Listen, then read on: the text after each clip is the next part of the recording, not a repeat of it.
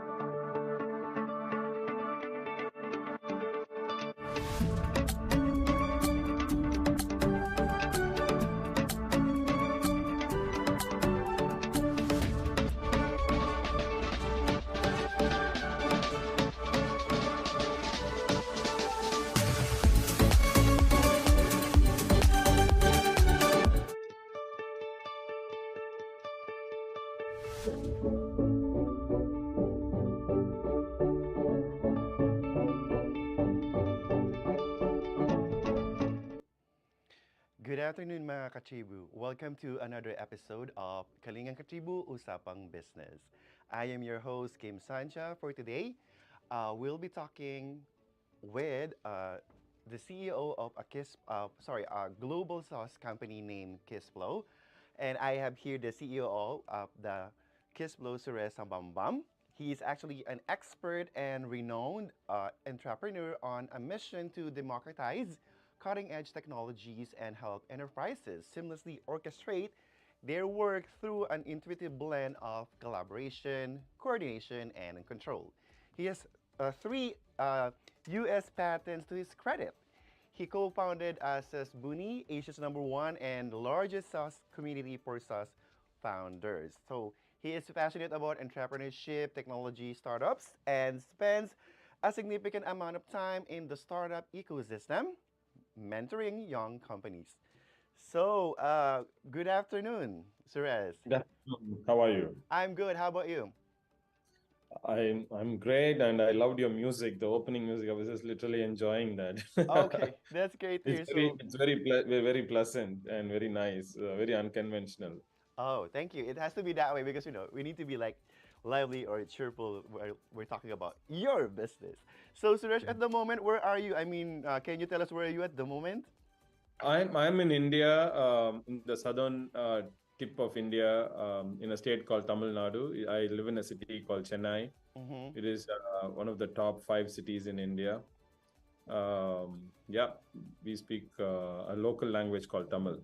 Okay, that's great. Okay, let's begin our conversation this hot afternoon here in the Philippines. So, can you tell us the role does customer experience play in the digitalization of the banking industry?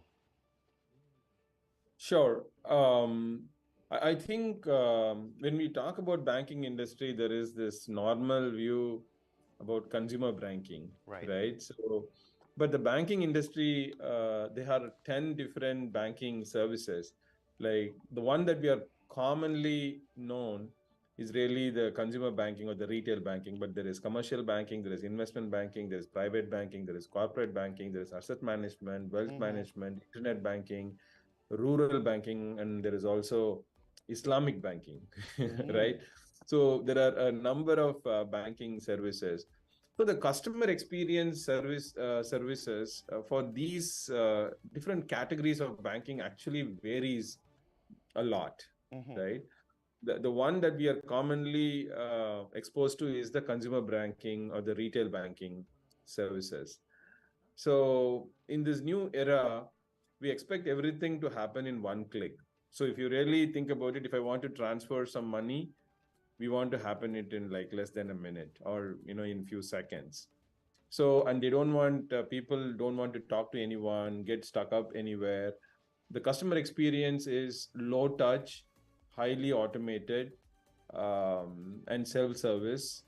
That's the new era of banking services. So more and more people are disintermediating human touch and making it self-service enabled. So that's the new mantra or rather already it's most of those mantra and retail banking is Mm-hmm. already happening for customer experience. Exactly. I actually agree with what you said. I love the word you use, mantra. So yeah, based on my experience, I really love to, like do a smooth and fast transaction, especially when it comes to banking and finances. I agree on what you said. So, Suresh, how can the right vision and goals of our customer experience in banking and finances or banking and finance therefore support successful digital transformation? Yeah. See, the real issue is that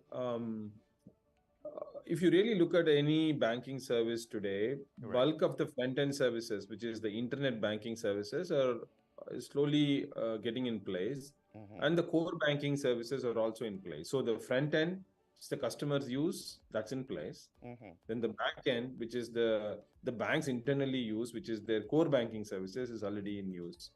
What is not um, there in place is a lot of things happen between the front end and the back end, right? That is where the bank employees do stuff at their company. Like you raise, let's say, a cash credit Mm-hmm. or a overdraft facility request. You that doesn't come as a self-service requirement. Now you apply and it goes to an employee. Then employee does a credit check. It needs to get an internal approval, and it goes on forever. By the time the person who asked for overdraft facility actually gets that, so those middle processes, what is called as the middle office processes inside a bank, is totally manual. Maybe runs on emails and spreadsheets and manual approvals, and it takes forever. Mm-hmm. So the customer experience actually takes it for a beating, because while the internet banking services does like 50-60% of those services, when it comes to services like, let's say, overdraft facility or cash credit or Mm-hmm. guarantors and all that stuff, right? Mm-hmm. So those processes are manual and not automated.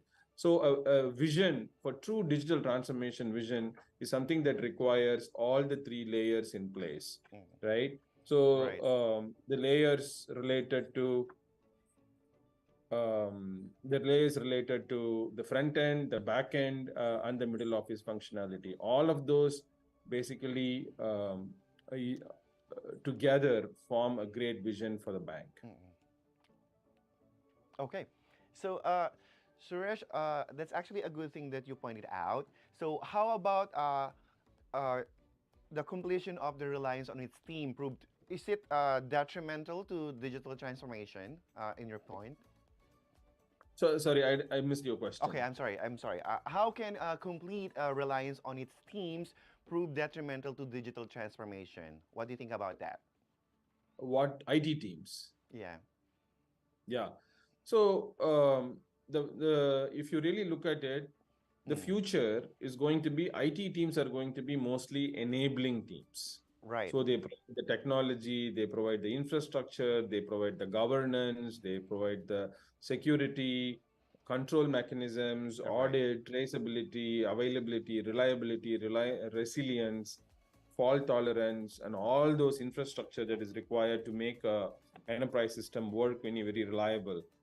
I think more and more IT teams are going to go there, and they're going to also rely heavily on a collaboration with the business teams, because the business teams have the domain knowledge. Mm-hmm. So there is going to be this beautiful partnership between the IT teams and the business teams coming together. Business teams come with the domain knowledge. IT teams provide the technology and the platform that is required to make these things work together.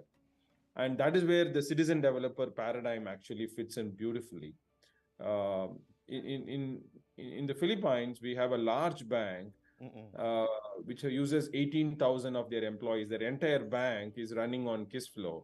Mm-hmm. So that is very a telling example of how the citizen development, the IT, and the business teams come together and work as a single unit Yes. to make digital transformation and innovation happen. Right. So, in connection on my previous question, I'm talking about the reliance, right? So, Suresh, how can the use of shadow it to decrease reliance on its teams? Maybe, I don't know, if it's creating further detriment to the digital transformation of the banking industry? Yeah. See, you're talking about shadow IT. Yeah, Shadow IT is a old concept, although it still exists. But one of the ways to eliminate shadow IT is not to ignore it, but recognize that exists and embrace it proactively. So, right. if I am a CIO of a large bank, for example, I won't really turn a blind eye towards shadow IT, but actually embrace it more proactively because that's the reality. So, this is exactly where you deploy citizen developer tools like low code, no code platforms and bring shadow IT into the gambit of enterprise IT's governance and control mechanism Mm-hmm. so that you really know what's going on there, so that if someone leaves, you have the data, you have the backup, you have the business logic, everything is protected, it's access controlled, and some intellectual property is not left sitting idle in some user's computer. So you want everything to be centralized in a single enterprise systems, and that's really how I see enterprise CIOs, especially in Mm-hmm. banks, need to handle the shadow IT. So the summary is not to ignore it, but embrace it proactively and bring them into the IT's gambit. Right. Okay. Uh, there's a lot more questions to be asked to you, Suresh. But before that, Usapang Business will take a short break. Stay tuned. Sure. Iba ng panahon, ang dami ng bago ngayon. Pati ang mundo natin, well, nagbago na rin. Buti ang bayan, bigger, better na. You can buy to centers, pati sa mga parties may online pa at app. You can buy it with your fingers, still phone remittance and more. Online shopping, you can buy it all. Di magpadala, you can buy it all. Ano mang pera transaction, you can buy it all. Sabayan ang pagbabago ng mundo for all your pera transactions, all new Bayan.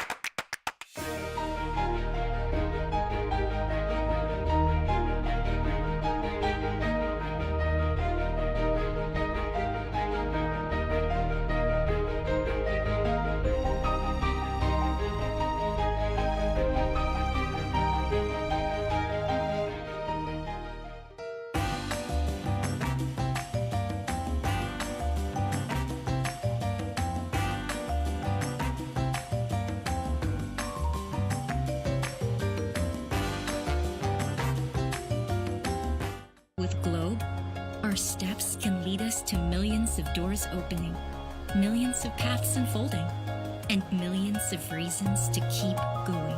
Now's the time to be with a network that gets better every day for you. Fiber is the free and secure way to connect with friends and family anywhere. Send messages and make phone and video calls for free. Download Viber now.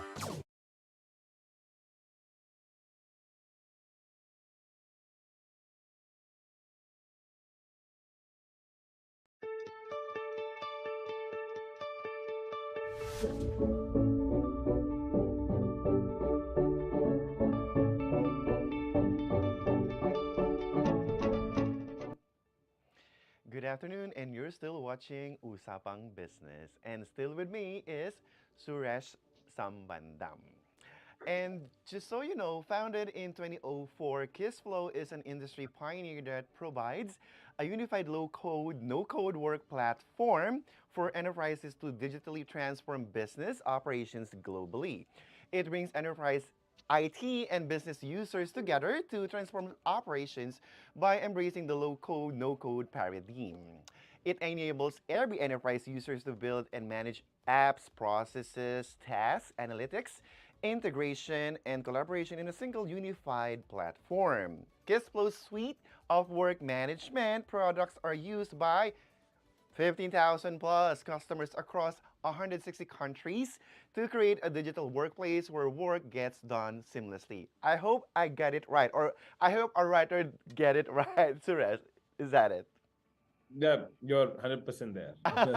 Okay, great. I can see that you are wearing like, is it like a turtleneck, Kiss Flow? So let me just ask, why is it Kiss Flow? Why did you choose the name Kiss Flow? Yeah. So Kissflow, it is initially we started as a workflow, low code, no code workflow platform. Now we have become a full-fledged app development, case management, process automation, analytics, task management. Everything is an all-in-one suite. So the flow is what was the code name, but the core value for Flow, our product, was simplicity, and we found that KISS stands for Keep It Simple Stupid. It is a popular phrase in America. So we wanted to combine the simplicity of KISS principle and the flow, and we got it Kissflow. Okay, that's great. All right, so just to continue our conversation, Suresh, how would a unified platform bring together both IT and business users? See, in today's experience, the way IT and business users work is that business basically simply gives the requirements in a document, and then expects IT to do some magic in 2-3 months, and then come back and produce something exactly as they expected, right? And although we apply things like agile development methodology and all of these things, still there is always the gap between what business imagines and what technology teams deliver. But the technology teams are very good at programming. IT is very good in their requirements. We need to agree to this, because this is undisputable. Because the business teams know exactly what they want, but sometimes they may not be able to communicate that. IT teams know exactly how to do it, right? And because of there's a communication gap between what they want and what they realize and what they communicate, there is always a fight between IT and business that happens. What platforms like Kissflow, I'm not saying there are very, very few platforms like Kissflow which brings IT and business together, which essentially what it does is allows business to translate what they have in their mind as requirements in a platform directly, as forms, as workflow steps and stuff like that. But when it comes to complex programming needs like integration and stuff like that, then IT comes together and then stitches that gap. So that way, both these teams can collaborate and make digital transformation happen. So in this paradigm, what typically takes for 3 months can be done in like 3 weeks, or sometimes even a week, right? So we are basically crunching months and months of efforts into a few days and weeks. So that's the kind of a paradigm shift that we are talking about. It's a combination of technology that is provided by Kissflow, but also a change in working model, where business and IT co-create rather than you give a spec, I will disengage, come back after a few weeks, months, and then show you something, right? So it doesn't work like that. So in this paradigm, the benefits are exponential. Okay, great. So honestly, the next question is, this is actually something new for me, and I hope you can explain it like clearly and further, Suresh. What is this term citizen development? So citizen development is a term like typically development is done by a core set of people who have the programming skills. Okay. And they are called developers. But then there are a lot of people who have business knowledge. They are like citizens, Right. but not developers. They're like normal citizens in an employee, in an employer, in a company. Like if there are, let's say, 10,000 employees in a company, there are 100 developers, Mm-hmm. but then 9,900 are end users. So in the end users of 9,900, there are like 1,000 people who are very tech savvy people who have the domain knowledge or the business knowledge, but they don't have the programming knowledge like a developer. What they lack is a platform or a technology that can enable their intellectual knowledge to be readily transformed to a working software without having to do hardcore programming. And those people are called the citizen developers who use tools like Kissflow and make their vision come true. But what Kissflow does is, if you do purely enable the business users alone, you will not be able to do governance. So we bring IT also together so that IT can provide governance. So we stitch all the loose ends and provide innovation and empowerment so that the digital transformation can be achieved. Okay, that's very nice. You explain it. So at least, in a way, I understood it. So since we're talking about the citizen development, do you think that it can contribute to an exclusive, or sorry, an inclusive approach to digital transformation? Exactly. So if you really have to achieve exponential speed in digital transformation, the only way to achieve this by including people who have the domain knowledge into the process. So we in Kissflow we call it people closer to the problem know how to solve it better. Like the more a person is far away from the problem, Right. the more difficulty is going to have in solving that problem. So the business users are closer to the problem. What they lack is the technology and the platform to solve it. Mm-hmm. So that's really what we are trying to solve here. Okay. So, in connection or still in connection with the citizen development, so what do you think is the role of citizen development play in creating the customer experience necessary for successful digital banking? Yeah.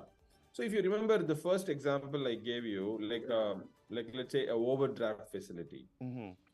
So a overdraft facility, for example, there are a lot of rules that keeps changing as a business. Right.